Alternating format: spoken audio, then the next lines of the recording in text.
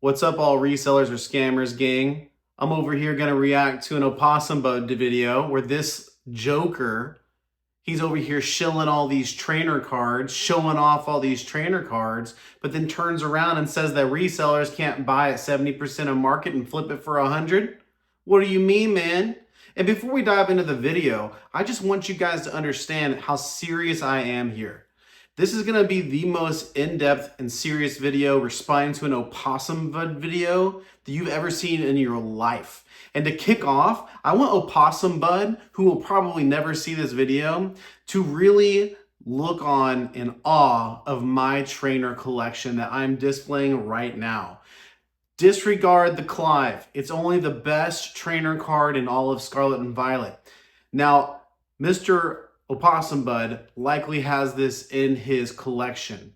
The more important cards are coming up next, like the Team Rocket's Sneak Attack, the Misty, the Trash Exchange, the Blissey, but most importantly is this Brock. Look at him. Look at him. Look at his face.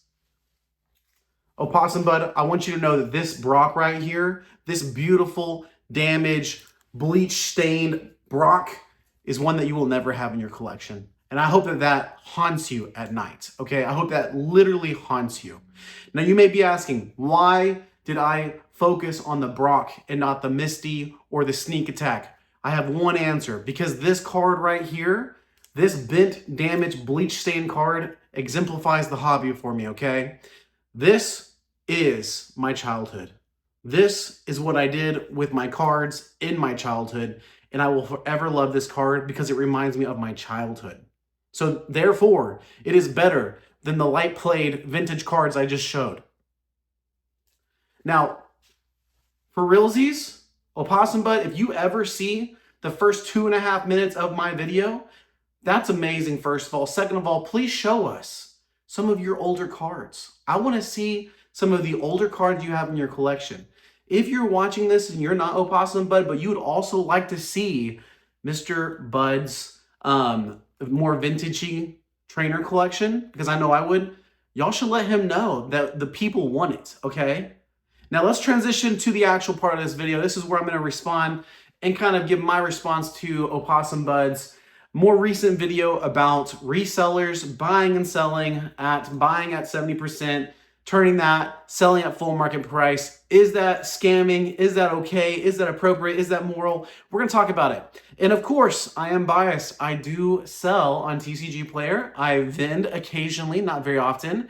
I do a rip and ship with mostly Japanese product, but English whenever I can find it at a good price and make margin on it. So just so you know, this is what we're getting into. We're going to respond to the Opossum Bud video because while I think that he makes some really amazing points, I think that there's a bigger picture there that I think it's important that resellers kind of touch base on and talk about a little bit. But I think that you'll be surprised if you're tuning in and you're more of an Mr. Bud fan. I think you're going to enjoy this video because I resonate with a lot of what he's saying, and in a lot of ways, I think what he's saying has a lot of validity. And there's just certain things that you as a consumer, as a person that collects, enjoys the hobby, as you start thinking about is it my time to exit the hobby? Is it time to sell off some cards? So I want to reinvest in other parts of the hobby. You need to make some decisions with how you want to sell your cards. And sometimes, depending on your situation, selling to someone like me who's going to buy at a percentage of market isn't maybe the best option for you, while other times maybe it is. So let's go ahead and dive in. Before we do, my name's Matt with RAR TCG. Thank you so much for tuning in. If you don't mind, consider liking and subscribing. I'm on my way to 1,000 subs. Really excited about that. And honestly, as we jump into this, I just want to preface this with me just being honest. I am a fan of Opossum Bud. I think that his takes, I don't always agree with them, but I think that they're always well thought out. I think he always presents himself in a very cordial way, which is funny because some of his jokes are edgy and everything. But honestly, as he's approaching the hobby, as he's giving his viewpoint and perspective on what's happening, I think he always puts the collector and casual person in the hobby first. And I think that's the way you got to do it. I think that's the most important and beneficial perspective to have. rather than some other YouTubers that may lean more towards the investor side, reseller side, and things like that.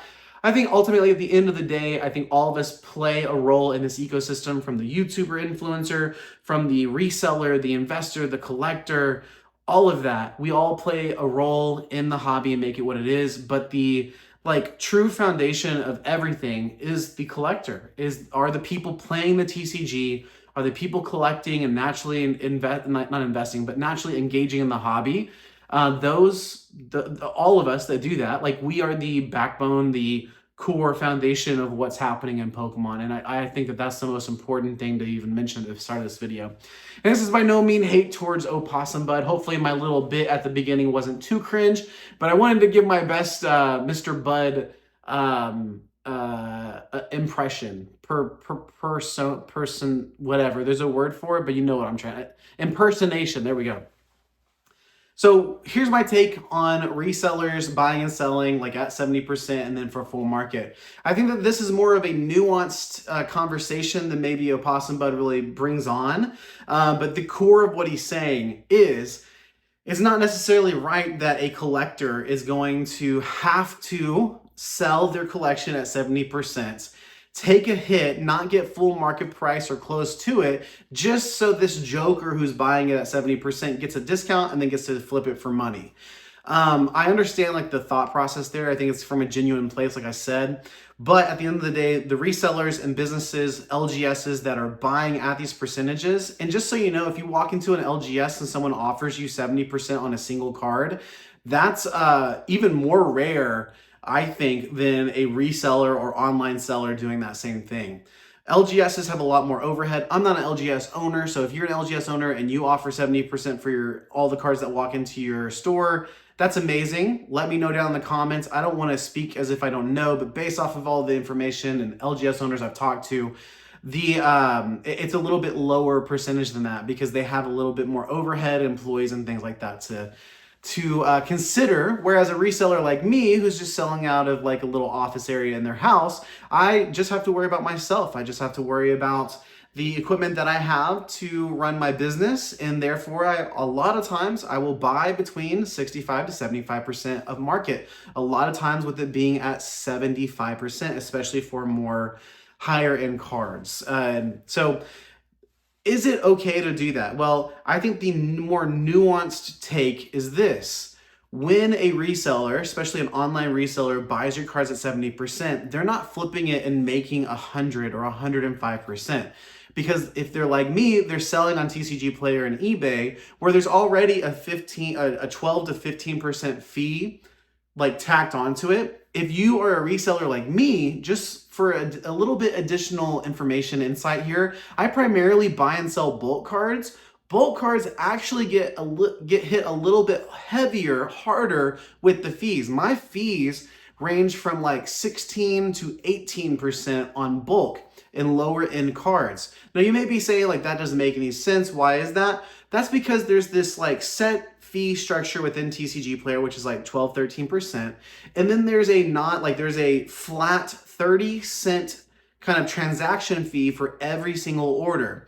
30 cents for a $100 or $200 card is like nothing. It's a fraction of a percent of the value of that card. However, 30 cents for a 50-cent card is a much higher percentage of that. And then you have to factor in the shipping costs and things like that, and it kind of evens out to where it gets to be around 15 to 18% in my experience.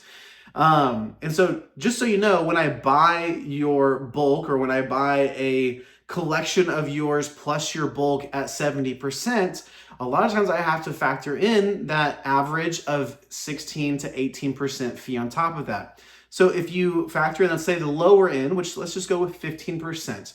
If I have a 15% fee when I buy your cards at 70%, so if I turn around and sell that card tomorrow for 100, I am not making 30% profit. You have to cut that by 15 just by a baseline. So already that cuts my profit potential from 30% down to 15% because these companies like eBay and TCG Player, they get their cut of the pie, non-negotiable. And so that is part of the conversation that I think is more nuanced. And you could like, there's levels to this, right? This is an iceberg. I'm just talking about flat fees. We're not talking about what it costs to ship the card and how you have your shipping strategy and what that means and factors into your fees and how you factor in to that into your profit and into your earnings and revenue. So there's like deeper levels to this, but at a baseline, just know when someone buys your cards at 70% and they sell it on eBay or TCG Player, you can cut their potential revenue, their potential profit from 30 to 15 already. So they it's a lot more reasonable, I would say, if you know all of the details, you can piece together all the puzzles. Now, there is the flip side of this is if you're at, I think Opossum Bud really focused in on people that were at like shows, vendor POVs. That is a little bit different because vendors at shows, cons, I almost say conferences, it's the same thing. These people are buying and selling at market price or under it, actively in person. And so you're cutting out the fees. However, there are still factors to think about. Is the vendor had to pay to get there, the vendor had to pay for their table. That by no means is going to add up. If these vendors are doing the kind of numbers that I see online, that's by no means going to equal that 15% of their overall sales for the weekend. Okay, we're not talking about the same level of fees, but there is a cost associated that you should just kind of factor in. A lot of the bigger name vendor POVs, a lot of times what I'll see them do is they trade, like they buy and trade in at a certain percentage of market. And maybe they buy like cash at 75%, but if someone comes up and wants to trade in their cards towards something else, they'll trade in at 80% of market. Now, all of that is probably the vendor factoring in the liquid, like how liquid the cards coming in are, kind of what their upside, downside risk is, and how likely they are to sell those cards like the next day or further on in the afternoon that they're bringing in. But a lot of times I will see vendors, kind of accept or a higher percentage of market. They offer higher at these cons because of just because of the nature of what's happening there. But is a vendor, offering 70% for a card, is that wrong? I don't think so. And Opossum Bud mentioned this several times through his video, is basically like if two adults are going to enter into a business like transaction and conversation, and one is offering 70% and the other agrees to it, like that's a like good transaction that is agreed upon by both parties. Opossum Bud would say that the person that accepted the lower percentage of market got scammed potentially at 70%. I don't necessarily see it that way because I think it should be like upfront and transparent from the vendor, from the conversation there as to why they're offering that percentage of market. And I always kind of advocate for that in my videos, is that if I'm going to message somebody about a collection online, I'm always going to be upfront with them and let them know that, hey, like I'm offering X amount. That is X percentage or Y percentage of market, and Z is the Y. I don't go like Opossum Bud mentioned that like, oh, it's just the reseller tax. Like, oh, I'm a reseller, so you have to sell it. You owe it to me. Like I am entitled to you selling your collection to me for 70%. That's by no means my approach. What I like to do is this, like, let me lay it out. When I message someone on Facebook Marketplace, they listed a $2,000 collection, I'll reach out to them and say, hey, like I'm offering you, depending on what cards are there, like I do all the work, I factor in all the market values and X, Y, and Z. But if I'm gonna offer 70% of market, I'm gonna be right under, somewhere between like $1,400 for that $2,000 collection. And I'm gonna let them know like, hey, this is around 75% of market. And I'm offering this because I'm an online seller. I'm going to sell these on TCG Player, and I'm always looking to buy at a percentage of market, so then I can turn around and sell that online. And I also add this to the bottom of my message. I let them know. I said, hey, if you're not comfortable or if you don't want to sell to a reseller, or you are not comfortable with that, offer, just let me know, and that's totally fine. I think that is a respectable way to go about it. If you're listening and you disagree, let me know down in the comments. Let me know, would you perceive that message as rude? Let me know. I'd love to know your opinion on that. But that's always the way I approach it. And I will say, like, I get told, no, I'm not interested in selling to a reseller. I get that quite a bit, and that's perfectly okay. Just like the two adults can engage in that like transaction, that business transaction, and be okay with the transaction, like that person, the seller can respond to me as a potential buyer and say, hey, I'm looking to get full market price here.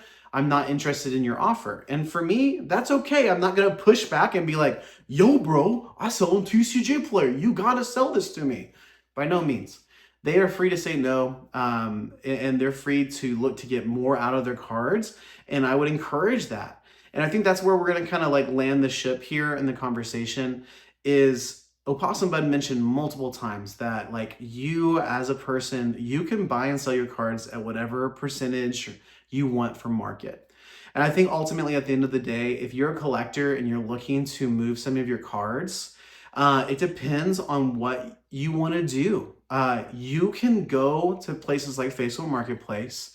You can create an online, like, an account on eBay or TCG Player and sell there.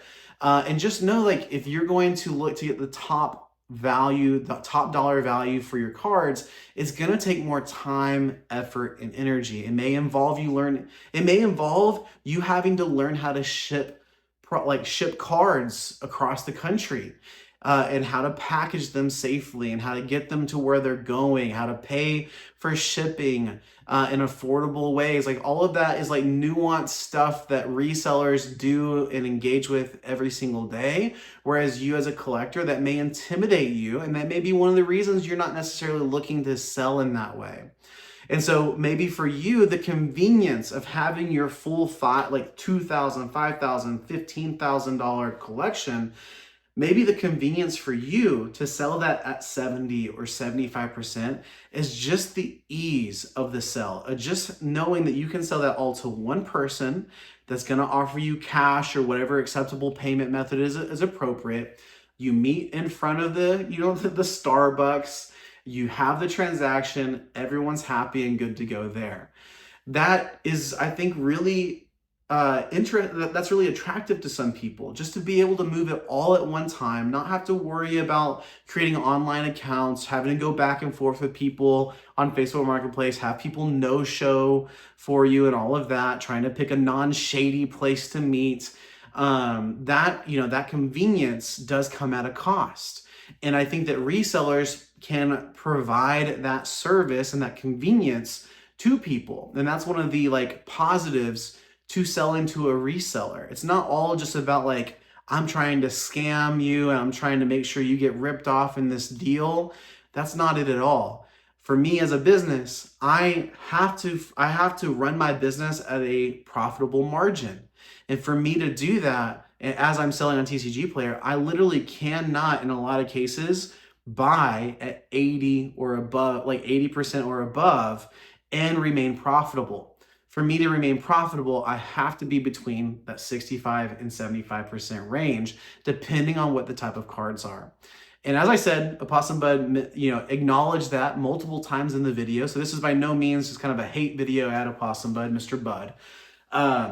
But I just wanted to throw it out there. I think just having like a separate perspective for anybody that comes across this because they saw Opossum Bud in the thumbnail and all of that, welcome. Thank you so much for sticking around. If you made it to this point in the video, let me know down in the comments. Would love to know your thoughts. Even if you like hyper disagree with me, you hate my takes here, you really think that resellers are scamming people, I want to know that. I want to hear your thoughts and your perspective. I think having you comment your thoughts down below, and not just like in a mean, hateful way, but like in a thought out way, that's going to help everybody that comes across that, so they can read and learn and appreciate your perspectives and my perspectives and what we're trying to share here. But yeah, thank you so much for watching. Don't forget to like and subscribe. And Opossum Bud, if you watch this at all, please, I know you have to have some really baller vintage cards, vintage trainers, Japanese vintage trainers, promos. Can you show us some of that? you should stick to the like showing pieces of your collection. I really like those parts of your videos when you do it. Anyways, thank you guys so much. I'll see you for the next one. Peace.